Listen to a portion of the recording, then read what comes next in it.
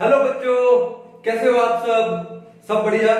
तो आज हम लोग क्लास 11 का पहला चैप्टर स्टार्ट कर रहे हैं। क्या? Basic concept of chemistry. बड़ा इंपॉर्टेंट चैप्टर है क्योंकि बेसिक कंसेप्ट है, आगे वाले चैप्टर्स में और ज्यादा काम आएंगे। तो अच्छे से ध्यान से इस चैप्टर को हम लोग पढ़ते हैं, इजी वे में पढ़ेंगे, ट्रिक्स के साथ पढ़ेंगे, कॉन्सेप्ट में भी जाएंगे। तो अपने अपनी नोटबुक ओपन कर लो, पहले समझो और उसके बाद क्या करोगे, नोट्स बनाओगे। ठीक है? तो क्या है चैप्टर का नाम? Some basic concepts of chemistry. Basic concepts of chemistry. ठीक है? तो अब छोटी छोटी बातें हैं, एटम क्या होता है, मॉलिक्यूल क्या होता है, कंपाउंड क्या होता है, आई थिंक वो तो आपने 9th या 10th में पढ़ लिया होगा। अब हम थोड़ा सा उससे ऊपर चलते हैं। क्या पढ़ते हैं हम लोग कुछ एक लॉज पढ़ते हैं। क्या पढ़ेंगे? Laws of chemical combination. Laws of chemical combination. ठीक है? अब इस लॉज ऑफ केमिकल कॉम्बिनेशन में जो सबसे पहला लॉ है वो कौन सा है?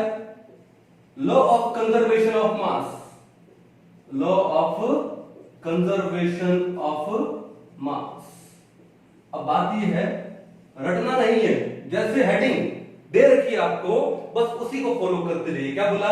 Law of conservation of mass means during a chemical reaction the total mass is conserved. Means in a chemical reaction uh mass is neither created nor be destroyed. ठीक है? या मैं ये बोल दूं, in a chemical reaction the total mass of the reactant is equal to total mass of the product. तो क्या है ये law of conservation of mass? क्या है? The during a chemical reaction, during a chemical reaction the total mass is conserved. Total mass is conserved. या फिर मैं क्या बोल दूं, मास can neither be created nor be destroyed. Mass can neither be created nor be destroyed, but it can be transferred from one form to the another form. बात सही है? अब एक बात और है, क्या है कि total mass of reactants is equal to क्या होगा? Total mass of products. तो बड़ा सिंपल सा लॉ है, law of conservation of mass. और ये लॉ दिया किसने दिया? ये लेवोजियर ने दिया। किसने दिया? Lavoisier, father of chemistry. Father of chemistry Lavoisier ने दिया। अब बात देखो, एग्जांपल लेते हैं, बिना एग्जांपल के मजा नहीं आएगा। जैसे मान लो एक रिएक्शन है हमारे पास, क्या? H2 प्लस में Cl2 क्या देगा? 2HCl। कौन सा रिएक्शन लिया? H2 प्लस में Cl2 give you 2HCl। Simple. Okay, अब देखो हाइड्रोजन का मास, H2 का मास कितना होगा? 2 ग्राम होगा। और Cl2 का मास कितना होता है? एक सिंगल क्लोरीन का मास कितना होता है? 35.5, जो कि उसका एवरेज एटॉमिक मास है। पढ़ेंगे हम लोग, इस चैप्टर में पढ़ेंगे। उसके बाद तो Cl2 का कितना हो जाएगा? 2 into 35.5 यानी 71 ग्राम। ठीक है? तो ये तो हो गया क्या? रिएक्टेंट्स हो गए। और ये क्या हो गया? प्रोडक्ट हो गया। तो टोटल मास कितना हो गया रिएक्टेंट का? 2 प्लस में 71 कितना हुआ? 73 ग्राम। अब प्रोडक्ट क्या है? HCl। हाइड्रोजन का कितना? 1, क्लोरीन का कितना? 35.5। तो 1 प्लस में 35.5 कितना होगा? 36.5। इनटू में क्या है? 2। इनटू में क्या है? 2 into 1 प्लस में 35.5। तो 36.5 into 2 करोगे तो कितना आएगा? ये आएगा आपका 73 ग्राम। तो आपने देखा रिएक्टेंट का मास भी 73 ग्राम, प्रोडक्ट का मास भी 73 ग्राम। इसका मतलब in a chemical reaction, during a chemical reaction the total mass of the reactant is equal to total mass of product. चलो और एग्जांपल लेते हैं। जैसे मान लो आपको दे दे कैल्शियम कार्बोनेट और इसको हमने क्या कर दिया? हीट कर दिया। कैल्शियम कार्बोनेट को क्या कर दिया? हीट कर दिया। तो क्या बनेगा? CaO प्लस में CO2 क्या बनेगा? कैल्शियम ऑक्साइड प्लस में कार्बन डाइऑक्साइड। अब देखो कैल्शियम का एटॉमिक मास कितना होता है? 40। एटॉमिक नंबर 20 है, एटॉमिक मास कितना है? 40 है। 40 प्लस कार्बन का कितना है? 12। एक ऑक्सीजन का 16 होता है, तो 3 का कितना हो जाएगा? 48। कितना हो जाएगा 48, और किसमें हो गया ग्राम में 48 प्लस में 12 60, 60 प्लस 40 कितना हुआ 100 ग्राम। तो यहां पर देखो ये तो रिएक्टेंट का आ गया 100 ग्राम, प्रोडक्ट में कैल्शियम का 40 और ऑक्सीजन का कितना हुआ 16, तो ये टोटल कितना हो गया आपका 56 हो गया, और कार्बन का 12 और एक ऑक्सीजन का 16, तो दो का कितना हुआ 32, 12 प्लस 32 कितना आएगा 44। अब बताओ 56 प्लस में 44 कितना आएगा भैया आपका, ये टोटल आपके पास आ गया कितना 100 ग्राम, कितना आ गया 100 gram. Means in a chemical reaction the total mass is conserved, means the mass of the reactants is equal to mass of products। तो ये कौन सा लॉ था हमारा, लॉ ऑफ कंजर्वेशन ऑफ मास था, किसने दिया था लेवोसियर ने दिया था, किसने दिया था लेवोसियर ने। कर लोगे कोई इशू नहीं है, ठीक है चलो मिटा दिया जाए। अब बात यह है मिटाने से पहले एक चीज बोले कि क्या कोई ऐसी रिएक्शन है जिसमें मास कंजर्व नहीं रहता, मींस मैं अगर बोल दूं exception of law of conservation of मास, तो सोच के देखिए कि ऐसी कौन सी रिएक्शन होगी जिसमें मास कंजर्व नहीं होगा, मींस एक्सेप्शन ऑफ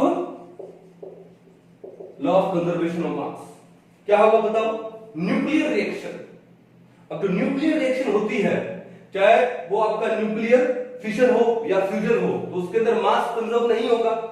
तो न्यूक्लियर रिएक्शन में देखो कि क्या होगा कि जैसे मान लो एक यूरेनियम का न्यूक्लियस है, हैवी न्यूक्लियस है, और उसके ऊपर हमने एक न्यूट्रॉन बम्बार्ड करवाया है, तो यूरेनियम का न्यूक्लियस है हैवी न्यूक्लियस, दो स्मॉल न्यूक्लियस में कन्वर्ट हो जाएगा बेरियम एंड क्रिप्टॉन, और 3 न्यूट्रॉन्स निकलेंगे। अब न्यूट्रॉन का तो मास होता है, और न्यूट्रॉन का मास एक एटम के मास में इंक्लूड किया जाता है, ठीक है। तो वहां पर एक न्यूट्रॉन बम्बार्ड किया तो 3 न्यूट्रॉन निकल गए, इसका मतलब जो प्रोडक्ट का मास बना वो थोड़ा सा कम हो गया ना, इसका मतलब रिएक्टेंट का mass is not equal to the mass of product, तो वहां पे law of conservation of mass fit नहीं बैठा। तो एक्सेप्शन क्या हो गया इसका, न्यूक्लियर रिएक्शंस। क्या हो गया, न्यूक्लियर रिएक्शंस। ये बात बिल्कुल क्लियर है। तो बड़ा सिंपल सा था, law of conservation of mass Lavoisier भाई साहब ने दिया, व्हिच इज कौन है लेवोसियर, फादर ऑफ केमिस्ट्री, और उन्होंने क्या बोला, during a chemical reaction the total mass is conserved. Clear है, मिटा दिया जाए, ठीक है। साथ साथ में इसको नोट करते रहा करो, पॉज कर लेना जब नोट करो तो। अब देखो नेक्स्ट क्या है हमारे पास, second law, law of definite proportion. क्या है सेकंड लॉ, ये क्या है, law of definite, law of definite proportions, या फिर इसको हम लोग क्या बोलते हैं, डेफिनेट का मतलब क्या हुआ, कांस्टेंट। मैं इसको डेफिनेट बोलूं, या फिर मैं इसको बोलूं क्या, कांस्टेंट बोलूं, या फिर मैं इसको क्या बोलूं, फिक्स्ड बोलूं, एक ही बात है। लॉ ऑफ डेफिनेट प्रोपोर्शन हो, या लॉ ऑफ कांस्टेंट प्रोपोर्शन हो, या लॉ ऑफ फिक्स्ड प्रोपोर्शन हो, एक ही बात है, ठीक है। तो अब ये लॉ क्या बोलता है, डेफिनेट प्रोपोर्शन का मतलब क्या है, डेफिनेट प्रोपोर्शन का मतलब ये है कि अगर आपके पास कोई कंपाउंड है, जैसे मान लो मैं एग्जांपल लेते हैं, एग्जांपल से बहुत बढ़िया समझ आता। मान लो कि वाटर ले लिया हमने, H2O, क्या ले लिया, वाटर। अब वाटर चाहे मैं हमारे घर का लूं, चाहे आप अपने घर का पानी लो, या फिर गंगा का पानी लो, गंगा जल, या अमेरिका का वाटर ले लो, या चाइना का वाटर ले लो, या सी वाटर ले लो, या जो गंदे नाले का पानी ले लो, तो उस सभी में, इन सभी में जो हाइड्रोजन एंड ऑक्सीजन है, हाइड्रोजन एंड ऑक्सीजन है, उनका जो फॉर्मूला है वो क्या होगा, H2O होगा। क्या फॉर्मूला होगा वाटर का, हमेशा H2O, चाहे कहीं का भी पानी हो, चाहे वो बारिश का पानी हो। और उस वाटर में जो एलिमेंट्स है हाइड्रोजन एंड ऑक्सीजन, उनका एक फिक्स्ड रेशियो होता है बाय मास, उनका क्या होता है, एक फिक्स्ड रेशियो होता है बाय मास, याद रखना इसको। जैसे H2O में हाइड्रोजन का मास कितना हो गया 2, और ऑक्सीजन का कितना हो गया 16, तो सिंपल रेशियो कितना हो गया 1:8। अब बात यह है कि पानी चाहे मेरे घर का हो, चाहे आपके घर का हो, चाहे अमेरिका का हो, ठीक है, चाहे चाइना का हो, आजकल चाइना वाला थोड़ा ज्यादा चल रहा है, चाहे चाइना का हो या फिर कहां का हो, बारिश का हो, चाहे गंगा जल हो, चाहे गंदे नाले का पानी हो, उसमें फॉर्मूला हमेशा H2O होगा, कभी H4O नहीं हो जाएगा, H5O नहीं हो जाएगा, HO नहीं हो जाएगा, हमेशा H2O फॉर्मूला होगा। यानी जो एलिमेंट्स हैं they combine with a fixed ratio by mass. Fixed ratio यानी कांस्टेंट रेशियो यानी डेफिनेट रेशियो बाय मास, तभी इसको हम लोग क्या बोलते हैं, लॉ ऑफ डेफिनेट प्रोपोर्शन बोलते हैं। क्या बोलते हैं, लॉ ऑफ डेफिनेट प्रोपोर्शन। और एग्जांपल लेते हैं, दूसरा एग्जांपल क्या ले, जैसे मान लो कि हम सभी लोग क्या इनहेल करते हैं, O2, और क्या एक्सहेल करते हैं, CO2। ठीक है, एग्जांपल ले लिया मैंने CO2। अब चाहे वो CO2 मैं एक्सहेल करूं, चाहे आप लोग एक्सहेल करो, चाहे अपने प्रधानमंत्री एक्सहेल करें, चाहे कोई सेलिब्रिटी एक्सहेल करे, कोई भी एक्सहेल करे, तो उस CO2 का फॉर्मूला हमेशा CO2 ही रहने वाला है, CO3 CO4 नहीं रहेगा। और उस CO2 में ये जो दो एलिमेंट्स है carbon and oxygen, they always combined with a fixed ratio by mass, with a constant ratio by mass, with a definite ratio by mass. तो कार्बन का मास कितना होगा 12, एक ऑक्सीजन का 16, दो का कितना हो गया 32। 4 से अगर मैं डिवाइड करूं तो कितना आएगा 3:8। मीन CO2 जहां भी है, CO2 वर्ल्ड में यूनिवर्स में जहां भी है वहां पे कार्बन और ऑक्सीजन का जो रेशियो है बाय मास वो 3:8 ही रहने वाला है। इसे हम लोग क्या बोलते हैं, लॉ ऑफ डेफिनेट प्रोपोर्शन बोलते हैं। क्या बोलते हैं उसे, लॉ ऑफ डेफिनेट प्रोपोर्शन। और ये किसने दिया था, प्राउस्ट ने, एक साइंटिस्ट थे जिनका नाम क्या था, प्राउस्ट, PROUST, उन्होंने ये दिया था लॉ ऑफ डेफिनेट प्रोपोर्शन। अब इसका भी कोई एक्सेप्शन होगा कि कहां पर ये law of definite proportion apply नहीं होता है, कहां पर अप्लाई नहीं होता, सोच के बताओ। आइसोटॉप्स में। कहां पर अप्लाई नहीं होता है, आइसोटॉप्स में, आइसोटॉप्स में। कैसे, फॉर एग्जांपल अब हाइड्रोजन के 3 आइसोटॉप है, हाइड्रोजन के कितने आइसोटॉप है, 3, आप सबने पढ़ा होगा ये बात। कौन कौन से, प्रोटियम, ड्यूटेरियम, ट्रिटियम। हाइड्रोजन के कितने आइसोटॉप है, 3, 1H1 1H2, इसको हम लोग D लिखते हैं, फिर 1T3। आइसोटॉप क्या होते हैं, elements, atoms of the same elements, atoms of the same elements which have same atomic number, ये atomic number है, but different mass number। atoms of the same element which have same atomic number but different mass numbers are known as isotope। अब देखो कि ये जो, इसको हम लोग क्या बोलेंगे, प्रोटियम, और इसको हम लोग क्या बोलते हैं, ड्यूटेरियम, और इसे हम लोग क्या बोलते हैं, ट्रिटियम। अब इस प्रोटियम से जो वाटर बनेगा वो क्या बनेगा, H2O, जो कि हम लोग पीते हैं, नॉर्मल वाटर। अब ड्यूटेरियम से जो वाटर बनेगा वो क्या होगा, D2O, इसे हम लोग क्या बोलते हैं, हैवी वाटर। क्या बोलते हैं इसको, हैवी वाटर। और ये जो ट्रिटियम से वाटर बनेगा क्या है, T2O, क्या बोलेंगे इसको, आइसोटॉपिक वाटर। क्या बोलेंगे इसे, आइसोटॉपिक वाटर। अब बात यह है कि अगर मैं प्रोटियम वाला वाटर लेता हूं तो वहां पे हाइड्रोजन और ऑक्सीजन का रेशियो बाय मास कितना होने वाला है, 2:16, बोले तो 1:8। लेकिन अगर मैं हैवी वाटर लेता हूं तो इस D का मास कितना है 2, तो 2D का मास कितना हो जाएगा 4, तो ये आएगा 4:16 यानी 1:4। अब देखो रेशियो चेंज हो गया। और यही अगर मैं ट्रिटियम में लेता हूं, एक ट्रिटियम एटम का मास कितना है 3, तो 2 का कितना हो जाएगा 6, तो ये आएगा 6:16, बोले तो 3:8। देखो रेशियो गड़बड़ा गया। अब है तो ये सारे वाटर, चाहे वो हैवी वाटर हो, चाहे आइसोटोपिक वाटर हो, चाहे नॉर्मल वाटर हो। तो इसका मतलब ये जो लॉ ऑफ डेफिनेट प्रोपोर्शन है, it do not fit well in isotopes. तो आइसोटॉप्स में ये काम नहीं करता। कहानी समझ जाओगे, कोई इशू नहीं है। किसने दिया था ये, प्राउस्ट ने दिया था। किसने दिया था, प्राउस्ट ने। कर लोगे, चलिए उतार लीजिए इसको, फिर आगे चलते हैं। देन अब आगे आते हैं नंबर 3 पे। थर्ड जो लॉ है उसको क्या बोलेंगे, लॉ ऑफ मल्टीपल प्रोपोर्शंस। किसने दिया था, डाल्टन ने, डाल्टन भाई साहब ने दिया था।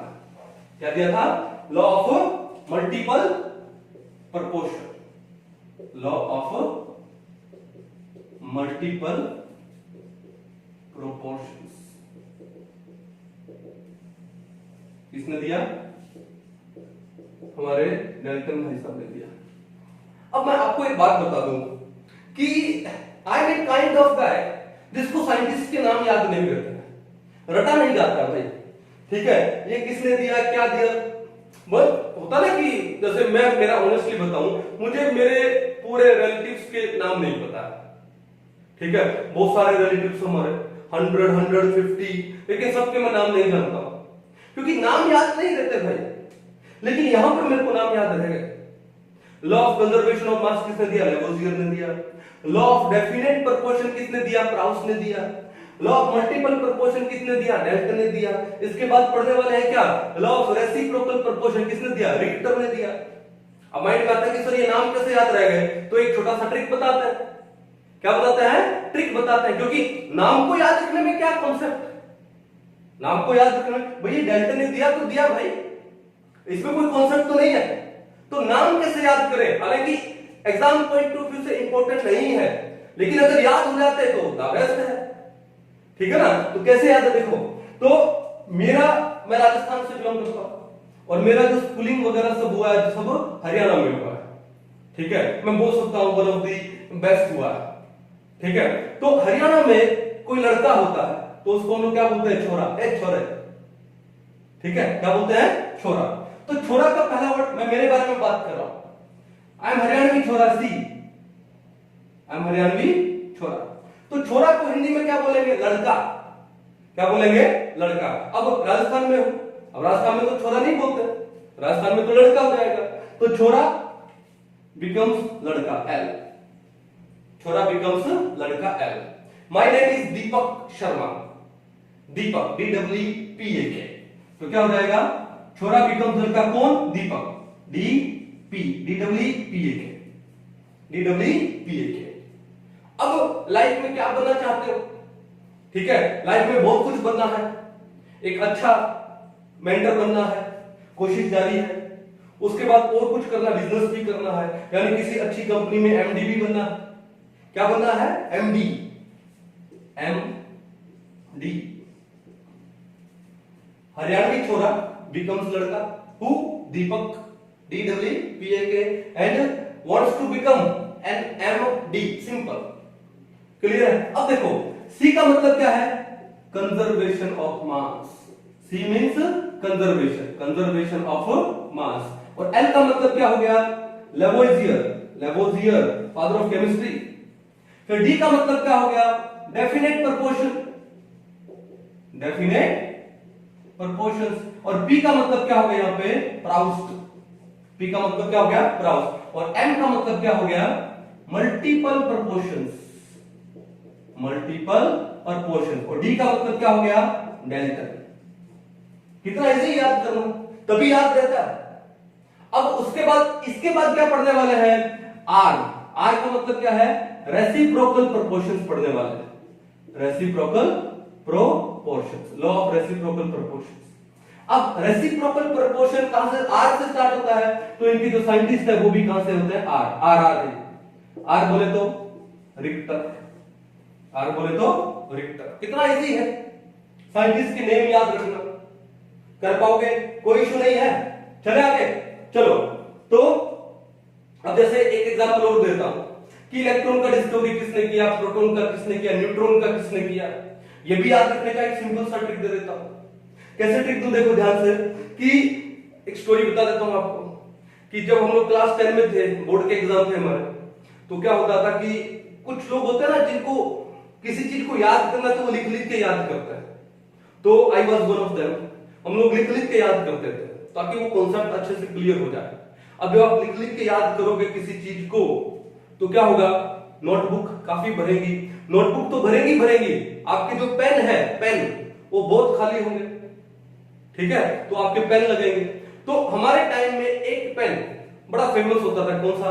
एक तो रेनॉल्ड्स वाले, जिसका वो रेनॉल्ड्स वाला वो हटा के हम लोग इंडिया बना देते थे। और एक क्या होता था? रोटोमैक, एक कंपनी आती है रोटोमैक, शॉर्ट में उसको RTC लिखते हैं। तो मैंने बहुत सारे रोटोमैक के पेन क्या किए? खाली किए चला चला के। तो एक छोटा सा ट्रिक बन गया क्या, पेन, पेन कौन सा यूज किया, PEN, पेन कौन सा यूज किया, RTC, पेन कौन सा यूज किया, RTC। अब P for proton, E for electron, N for neutron. P for proton, E for electron, N for neutron. तो प्रोटॉन का डिस्कवरी किसने किया, R बोले तो रदरफोर्ड, R बोले तो रदरफोर्ड। और रदरफोर्ड ने एक डिस्कवरी और भी किया, किसका, न्यूक्लियस का। अल्फा रे स्कैटरिंग एक्सपेरिमेंट आपने क्लास 9 या 10 में पढ़ा होगा, उससे किसका डिस्कवरी होता है, न्यूक्लियस का डिस्कवरी होता है। ये एटॉमिक स्ट्रक्चर वाले चैप्टर में आएगा नेक्स्ट में। तो फिर E फॉर इलेक्ट्रॉन, तो T का मतलब क्या है, थॉमसन, जेजे थॉमसन। तो थॉमसन ने किसका डिस्कवरी किया, इलेक्ट्रॉन का। और डिस्कवरी करते ही उसने अपना मॉडल प्रेजेंट किया था, कौन सा, plum pudding model, watermelon model, ठीक है ना। चलो N फॉर न्यूट्रॉन, और न्यूट्रॉन का डिस्कवरी किया किसने, चैडविक, जेम्स चैडविक। किसने किया, चैडविक ने किया। तो कितना सिंपल है याद रखना है, कितना सिंपल है याद रखना साइंटिस्ट का नेम। हालांकि कंपटीशन में आपसे साइंटिस्ट के नेम कोई नहीं पूछेंगे, but for our kind knowledge we must know, ठीक है। कहानी समझ आ गई, कोई इशू नहीं है। तो अभी हम लोग क्या पढ़े, लॉ ऑफ डेफिनेट प्रोपोर्शन पढ़ते हैं। किसने दिया था, डेल्टन भाई साहब ने दिया था, ये लॉ ऑफ मल्टीपल प्रोपोर्शन। अब बात यह है कि एक चीज याद रखना, कंपटीशन में डेफिनेशन नहीं आती, कंपटीशन में एप्लीकेशन आता है। एप्लीकेशन का मतलब कि कहां कहां अप्लाई हो रहा है, कि व्हाट आर द एग्जांपल्स। तो मैं एप्लीकेशन में ज्यादा बिलीव करता हूं।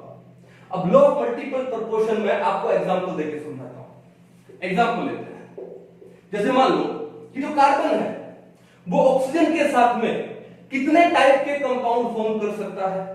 जैसे सिर्फ कार्बन ऑक्सीजन के साथ में एक तो बना सकता है CO, एक बना देगा क्या, CO2, एक बना देगा क्या, C3O2।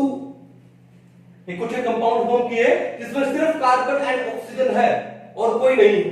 क्या बोलते हैं इसको, कार्बन मोनोऑक्साइड। क्या है ये, कार्बन मोनोऑक्साइड, सब जानते हो। ये क्या है, कार्बन डाइऑक्साइड, ये भी सब जानते हो, क्यों, हर सेकंड एक्सहेल कर रहे हो कार्बन डाइऑक्साइड। और ये क्या है, इसको बोलते हैं कार्बन सब ऑक्साइड। क्या बोलते हैं इसको, कार्बन सब ऑक्साइड। कार्बन सब ऑक्साइड का मैं स्ट्रक्चर बता देता हूं, ठीक है। क्या हो जाएगा, C double bond C double bond C double bond O double bond O, carbon सब ऑक्साइड है। करेक्ट, क्लियर है। तो ये कार्बन सब ऑक्साइड का फॉर्मूला है C3O2। अब इनमें सिर्फ कार्बन एंड ऑक्सीजन है। अब बात ये देखो कि जो कार्बन और ऑक्सीजन जिस रेशो में कंबाइन हुए हैं बाय मास, वो क्या है, वो क्या होगा, देखो यहां पे कार्बन कितना 12 और ऑक्सीजन कितना 60। कार्बन कितना 12, ऑक्सीजन कितना 32। अब कार्बन कितना हो गया 36 हो गया, ऑक्सीजन कितना हो गया 32। तो लॉ ऑफ मल्टीपल प्रोपोर्शन क्या बोलता है कि जब दो या दो से ज्यादा एलिमेंट्स आपस में कंबाइन होते हैं और फॉर्म करते हैं दो या दो से ज्यादा टाइप के कंपाउंड्स, तो वो कंबाइन होते हैं किसमें, किसमें, मासेस में कंबाइन होते हैं, ठीक है। और वो मासेस में कंबाइन होंगे, वो क्या होगा, मल्टीपल में होगा। वो क्या होगा, सिंपल होल नंबर मल्टीपल्स में कंबाइन होते हैं बाय मासेस। अब देखो ध्यान से कि यहां पर कार्बन और कार्बन का मास कितना हो गया, 12 हो गया, फिक्स हो गया। अब कोई जरूरी नहीं कि फिक्स हो, लेकिन यहां फिक्स हो गया। लेकिन ऑक्सीजन है वो क्या हो गया, मल्टीपल हो गया ना, 16 2 32। तो क्या हो गया कि ये मल्टीपल्स में कंबाइन हुए बाय मासेस में। अब ये इन दोनों में एग्जांपल देख लो कि ऑक्सीजन और ऑक्सीजन कितना है 32 है, फिक्स हो गया। लेकिन कार्बन और कार्बन का रेशियो कितना हो गया, 12 into 3 कितना हो गया, 36 हो गया। Means these atoms combines to form molecules more than one type of molecules, और वो कंबाइन करते हैं किसके अंदर, in the multiple of their masses, in the multiple of their masses। कहानी समझ आ गई। और एग्जांपल लेते हैं, जैसे एक एग्जांपल और लेते हैं, जैसे मान लो SO2 SO3, sulphur dioxide sulphur trioxide, दोनों एसिडिक इन नेचर होते हैं। ठीक है, अब यहाँ पे सल्फर कितना है 32 मास है उसका, और 2 ऑक्सीजन का भी कितना हुआ 32, सल्फर 32 और 3 ऑक्सीजन का कितना हुआ 48। अब देखो दो हमारे पास दो टाइप के कंपाउंड थे जिनमें एलिमेंट सेम है, सल्फर एंड ऑक्सीजन। अब यहां पे सल्फर है, उसका मार्क्स क्या हो गया फिक्स हो गया। मैंने कहा फिक्स होना जरूरी नहीं है, लेकिन यहां पर हो गया। तो ऑक्सीजन का मार्क्स क्या आया देखो, मल्टीपल में आया कि नहीं आया, कैसे आया 16 2 जा 32 और 16 3 जा 48, आया कि नहीं आया, आया ना। उसको क्या बोलते हैं, लॉ ऑफ मल्टीपल प्रोपोर्शन बोलते हैं। और एग्जांपल लेते हैं, क्योंकि आपसे एग्जाम में एग्जांपल पूछे जाएंगे, ठीक है। कैसे, नाइट्रोजन के ऑक्साइड देखो, नाइट्रोजन के ऑक्साइड क्या है N2O, NO, N2O3, NO2, या फिर मैं ले लूं N2O4। भाई N2O4 है वो NO2 का डाइमर होता है, ठीक है। ओके, उसके बाद मैंने क्या ले लिया N2O5 ले लिया। तो these are oxides of nitrogen. देखो सबके अंदर नाइट्रोजन और ऑक्सीजन ही है। अब यहां पर देखो नाइट्रोजन का वेट कितना होता है 14, तो दो का कितना होगा 28 और एक ऑक्सीजन का 16, 14:16, 28 कितना हो गया 16 3 जा 48, 14 कितना हो गया 32, 14 कितना हो गया 16 5 जा 80। अब देखो ध्यान से एक एक एग्जांपल पकड़ते हैं कि ये दो का मैंने पकड़ लिया क्या। अब नाम नाइट्रोजन 14 है, तो जो ऑक्सीजन है वो कैसे कंबाइन हुआ 16 के मल्टीपल में, 16 2 जा 32, 16 5 जा 80। तो एलिमेंट कंबाइन होते हैं किसके अंदर, मल्टीपल्स में कंबाइन होते हैं, ठीक है। और मल्टीपल्स किसके, ऑफ देयर एटॉमिक मासेस। अब देखो यहां पर मान लो कि मैंने इन दो का एग्जांपल ले लिया, यहां पर ऑक्सीजन फिक्स है, तो फिर यहां नाइट्रोजन 14 है, यहां कितना हो गया 28 हो गया। तो बताओ मल्टीपल हुआ कि नहीं हुआ 14 2 28। अब मैंने ये दो एग्जांपल ले लिए, अब यहां पे किसी का भी फिक्स नहीं है, लेकिन देखो यहां नाइट्रोजन 14 है तो यहां नाइट्रोजन कितना हो गया 28, यानी मल्टीपल होगा किसका 2 का, 14 2 जा 28। यहां ऑक्सीजन 16 है तो यहां कितना हो गया 48, 16 3 जा 48। तो मल्टीपल्स में कंबाइन किए ना एलिमेंट्स, कौन से मल्टीपल में, ऑफ देयर एटॉमिक मासेस। तो उसको हम लोग क्या बोलते हैं, लॉ ऑफ मल्टीपल प्रोपोर्शन बोलते हैं। क्या बोलते हैं उसको हम लोग, लॉ ऑफ मल्टीपल प्रोपोर्शन। कर लोगे और एग्जांपल, बहुत सारे एग्जांपल है भाई। कैसे एग्जांपल, जैसे मान लो CH4 है, C2H6 है, फिर C3H8 है एंड सो मेनी। अब देखो कार्बन कितना है 12, हाइड्रोजन कितना है 4, कार्बन 1 12 तो 2 कितना हुआ 24 और हाइड्रोजन कितना हुआ 6, कार्बन 12 तो 3 कितना हुआ 36 और ये कितना होगा 8। अब यहाँ पे कोई भी फिक्स नहीं है, लेकिन यहाँ पे देखो अगर मैं इन दो को पकड़ लूं एग्जांपल को, तो 12 2 जा मल्टीपल में आया कि नहीं आया, 12 2 जा 24। और यहां पर हाइड्रोजन का रेशियो क्या है, क्या आएगा 2 2 जा 4 एंड 2 3 जा 6। तो 2 के मल्टीपल में है, लेकिन मल्टीपल में तो है ऑफ देयर एटॉमिक मासेस। अब इनमें पकड़ लो, ये 24 है, ये 36 है, तो क्या 12 का मल्टीपल है, 12 2 जा 24, 12 3 जा 36। और ये हाइड्रोजन किसके मल्टीपल में है 2 के, 2 3 जा 6 और 2 4 जा क्या हो गया 8 हो गया।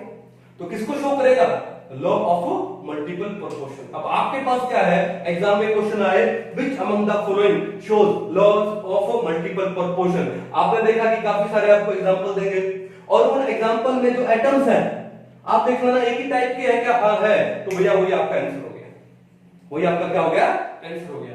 तो ये क्या था आपका लॉ ऑफ मल्टीपल प्रोपोर्शंस। चले आगे, अच्छे से समझ आया ये आपको, ठीक है।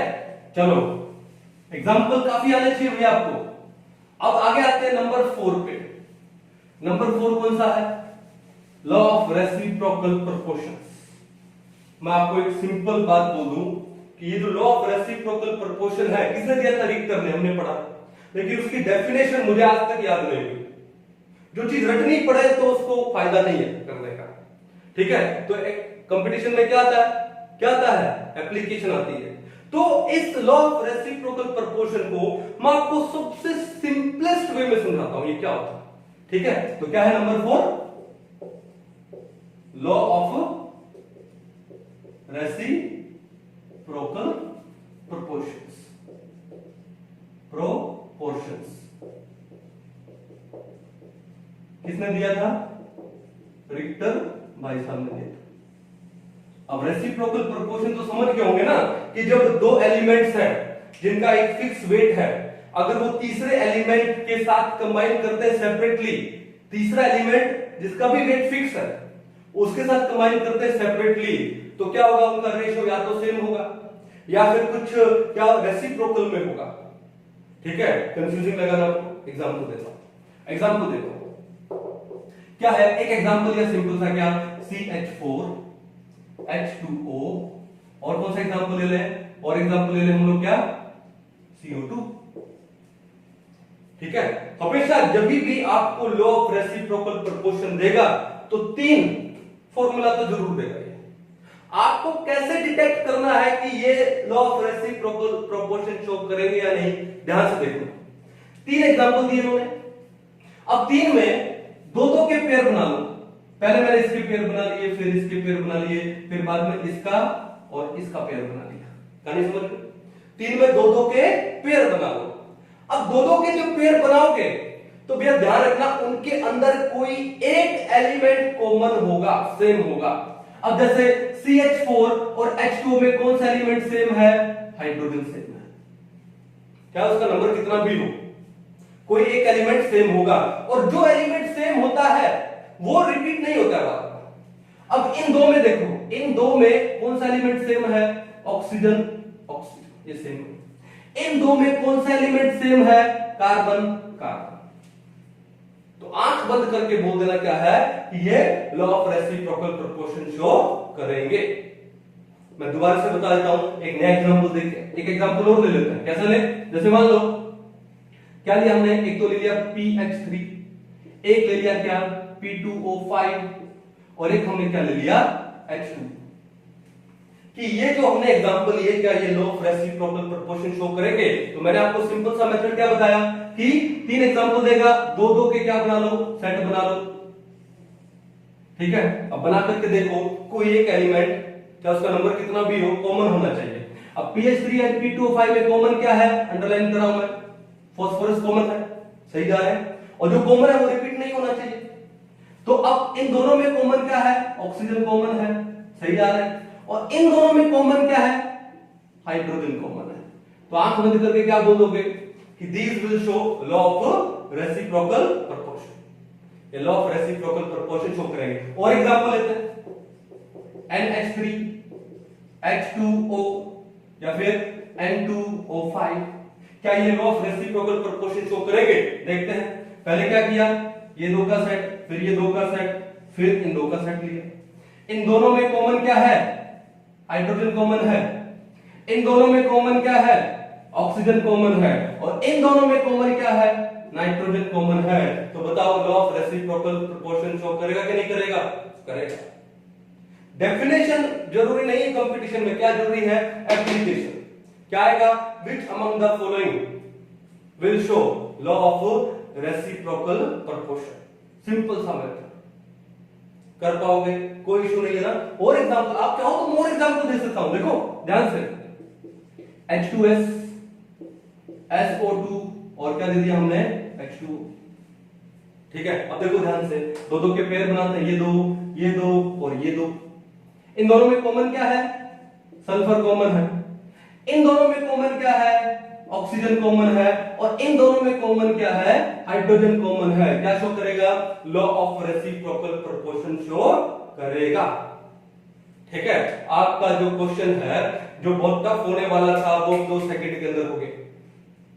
ठीक है, इजी है, कोई दिक्कत नहीं है। तो ये क्या आपका law of reciprocal proportion and it was given bye Richter. It was given bye Richter. Definition आपकी बुक में दी होगी, आराम से पढ़ लीजिएगा इसको। लेकिन एप्लीकेशन मैंने आपको बता दिया और बड़ा सिंपल वे का एप्लीकेशन। चलिए, कितने लॉज हो गए हमारे पास? 4 लॉज हो गए। कितने हो गए? 4। ठीक है, अब उसके बाद नेक्स्ट लॉ पे आते हैं। ठीक है, नेक्स्ट लॉ को क्या बोलते हैं? Law of gaseous volume. क्या है? Law of gaseous volume. अब गैसियस वॉल्यूम है, कहां से स्टार्ट हो रहा है? जी। तो ये कौन से भाई साहब ने दिया? जी। और वो जी कौन है? गे-लुसाक, इट वाज गिवन बाय गे-लुसाक, या हम इसको बोल सकते हैं गे-लुसाक्स लॉ ऑफ गैसियस वॉल्यूम। अब पहली बात तो ये जो लॉ है it is applicable only for gases. पहली बात क्या है, it is applicable only for gases, सिर्फ गैसेस के लिए एप्लीकेबल है, लिक्विड सॉलिड के लिए एप्लीकेबल नहीं है। आपका जो रिएक्टेंट है वो भी गैसेस होना चाहिए, आपका प्रोडक्ट भी क्या होना चाहिए, गैसेस होना चाहिए। क्लियर कहानी है। अब एग्जांपल देखते हैं, एग्जांपल क्या हो गया, वही H2 गैस प्लस में Cl2 गैस क्या देगा आपको, 2HCl गैस देगा। क्या देगा, 2HCl गैस। एक एग्जांपल और पकड़ लेते हैं, क्या N2 गैस, हैबर प्रोसेस, कौन सा प्रोसेस ले लिया हम लोगों ने, हैबर प्रोसेस ले लिया। N2 गैस प्लस में 3H2 गैस क्या देने वाला है, 2NH3 गैस देने वाला है। और एग्जांपल ले सकते हैं भाई, क्या दिक्कत है, ये देखो एग्जांपल की कमी नहीं है। H2 गैस प्लस में O2 gas will give you 2SO3 gas, यहां पे 2 लगा दो। यानी आपके रिएक्टेंट भी गैसीय स्टेट के होने चाहिए, प्रोडक्ट भी गैसीय स्टेट के होने चाहिए, तभी ये लॉ एप्लीकेबल होगा। मैं बता रहा लॉ ऑफ गैसियस वॉल्यूम। अब ये लॉ क्या बताता है, ये गैसेस के वॉल्यूम के बारे में बताता है कि when gases combines to form product, तो वो किस में कंबाइन करती है, उनके फिक्स्ड वॉल्यूम में कंबाइन करती है। Then they combine in their fixed volume. जैसे ये H2 है, आगे कोई कोफिशिएंट है नहीं है, नहीं है तो क्या लिखेंगे, 1 वॉल्यूम, क्या लिखेंगे, 1 वॉल्यूम। Cl2 है, आगे कोई कोफिशिएंट है नहीं है तो क्या लिखेंगे, 1 वॉल्यूम। और ये कंबाइन होके HCl गैस बना रही है, आगे क्या कोफिशिएंट है, 2, तो क्या लिखेंगे, 2 वॉल्यूम। तो कभी भी H2 और Cl2 कंबाइन करके HCl गैस देगी ना, तो वे 1:1:2 रेशो में, किसके, वॉल्यूम के रेशो में कंबाइन करेगी हमेशा। When gases combines to form product, then they combine in a fixed ratio by their volume. They combine in the fixed ratio by their volume. They do not combine in the fixed ratio by their mass. मास नहीं आएगा भैया, यहां पे गलत हो जाएगा। किसमें combine करता है, फिक्स्ड रेशियो बाय वॉल्यूम।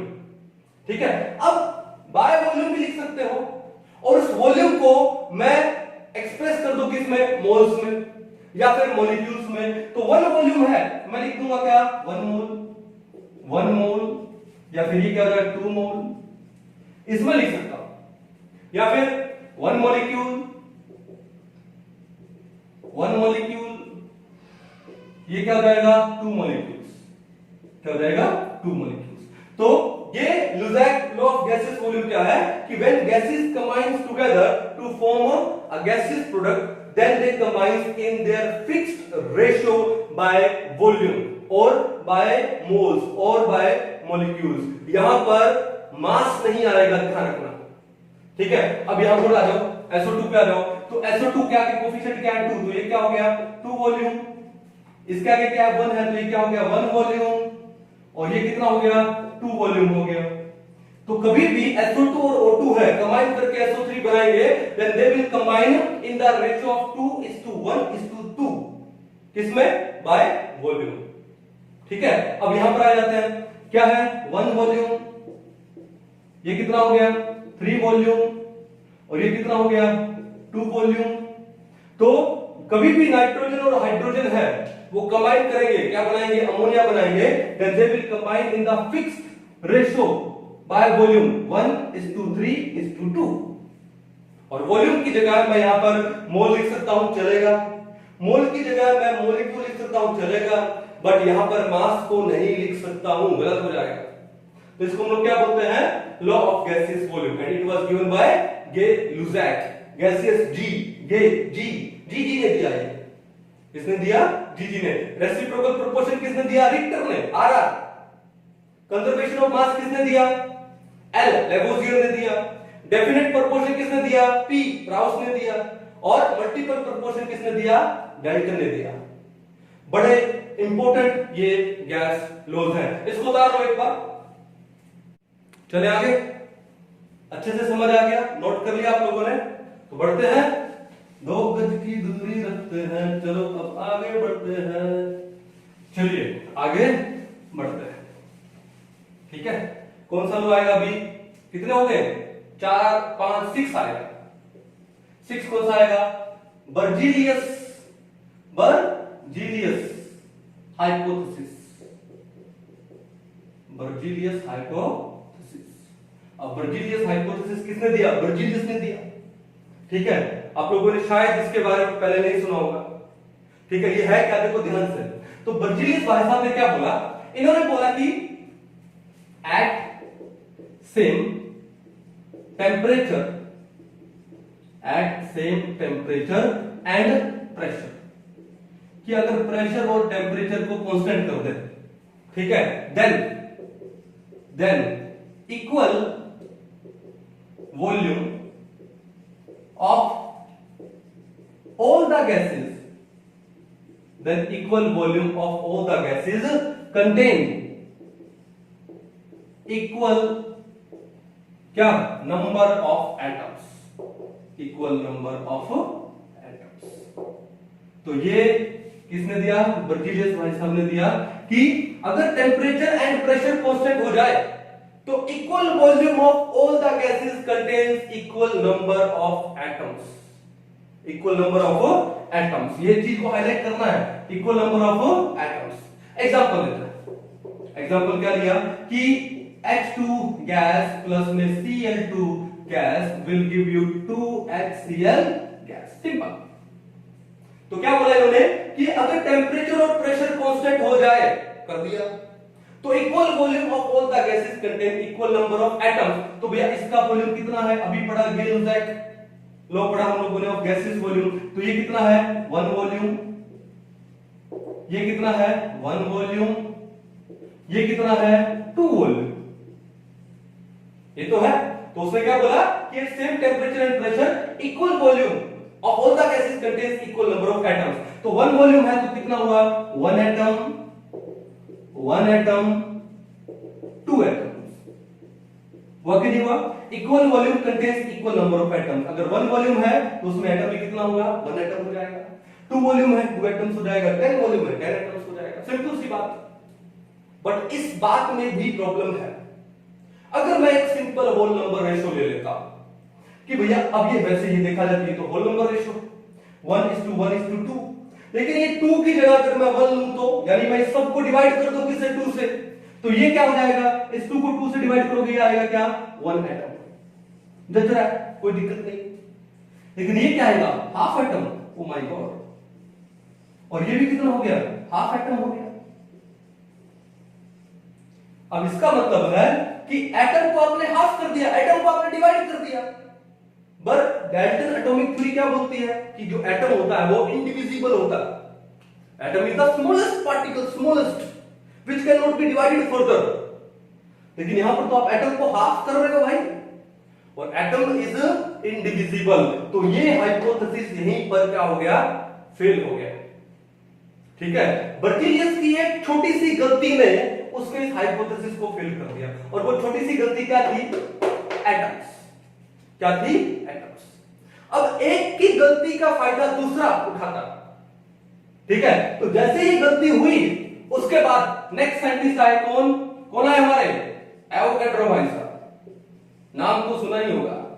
तो क्या दिया उन्होंने, एवोगैड्रोस हाइपोथेसिस दिया उन्होंने कुछ नहीं किया भाई, उन्होंने इस एटम को चेंज कर दिया, रिप्लेस कर दिया किसके, मॉलिक्यूल्स में। तो उन्होंने क्या बोला कि at same temperature and pressure, at same temperature and pressure, क्या बोला फिर आगे, equal volume of all the gases contains equal number of क्या, molecules, equal number of molecules. अब मॉलिक्यूल्स को बाद में हम नंबर ऑफ मोल में भी कन्वर्ट कर सकते हैं, एवोगैड्रो नंबर से डिवाइड करके। आपका एक चैप्टर आएगा कौन सा, गैसियस स्टेट, और गैसियस स्टेट में सबसे पहले पढ़ेंगे एवोगैड्रो लो, ठीक है, तो यहीं से समझ लो क्या बोला, at same temperature and pressure equal volume of all the gases contains equal number of molecules. Berzelius ने जो एटम बोला जिसकी वजह से वो फेल हो गया, एवोगैड्रो ने उस एटम को रिप्लेस कर दिया किससे, मॉलिक्यूल से। किससे, मॉलिक्यूल से। अब मैं एक बार ऊपर लिख रहा हूं, यहां पे देखो, यहां पे कैसे, इसी को उन्होंने क्या बोला, देखो H2 गैस प्लस में Cl2 gas will give you what, 2HCl gas. ठीक है, तो ये क्या हो गया आपका 1 वॉल्यूम, ये क्या हो गया 1 वॉल्यूम, ये क्या हो गया 2 वॉल्यूम। तो equal volume contains equal number of molecules, तो ये क्या हो गया 1 मॉलिक्यूल, ये क्या हो गया 1 मॉलिक्यूल, और ये क्या हो गया 2 मॉलिक्यूल्स। अब ये 2 अच्छा नहीं लग रहा है, डिवाइड कर दे इसको, तो क्या हो जाएगा 2 को 2 से डिवाइड कर दिया तो ये कितना आ जाएगा 1 मॉलिक्यूल बच रहा है। इस 1 को 2 से डिवाइड करें तो कितना आएगा हाफ मॉलिक्यूल, ये भी कितना हो जाएगा हाफ मॉलिक्यूल। इसका मतलब आप मॉलिक्यूल को हाफ कर रहे हो, लेकिन ये बात तो सही है, ए मॉलिक्यूल इज डिविजिबल, आप मॉलिक्यूल को डिवाइड कर सकते हो इनटू एटम्स में, आयंस में डिवाइड कर सकते हो। इसका मतलब ये बिल्कुल सही है, ए मॉलिक्यूल इज डिविजिबल। तो ये जो एवोगैड्रो भाई साहब का जो हाइपोथेसिस था एकदम परफेक्ट बैठ गया, एकदम क्या बैठ गया, परफेक्ट बैठ गया, और उनकी निकल पड़ी। और बर्जीलियस की एक छोटी सी गलती ने उसका नाम ही खराब कर दिया। आपने बर्जीलियस का नाम कहीं और नहीं सुना होगा शायद, ठीक है। तो ये हम लोगों ने क्या पढ़े हैं, कुछ 7 लॉज पढ़े हैं, लॉ ऑफ केमिकल कॉम्बिनेशन। अब नेक्स्ट क्लास में हम लोग इस एवोगैड्रो हाइपोथेसिस के कुछ एक एप्लीकेशन पढ़ेंगे। क्या पढ़ेंगे, कुछ एक एप्लीकेशन। आई होप आपको ये बड़े इजी समझ आए होंगे। आपके पास जो भी क्वेश्चंस है अच्छे से करके देखिए, हम भी करेंगे। जैसे जैसे चैप्टर होता जाएगा साथ साथ में कुछ प्रीवियस ईयर के क्वेश्चंस भी करेंगे कि क्वेश्चन कैसे सोल्व करते हैं, कैसे इजीली कैलकुलेट करते हैं। कैलकुलेशन में भी स्मार्ट वर्क होता है, ठीक है। और फिजिकल के अंदर अगर आपकी कैलकुलेशन बढ़िया है then nobody can stop you in getting very good marks. तो अच्छे मार्क्स लेके आएंगे, डोंट वरी, ठीक है। मैं सिखाऊंगा आपको, अच्छे से सिखाऊंगा फिजिकल केमिस्ट्री। क्लियर है? तो आज के लिए इतना ही, बाकी मिलते हैं नेक्स्ट लेक्चर में। Thank you.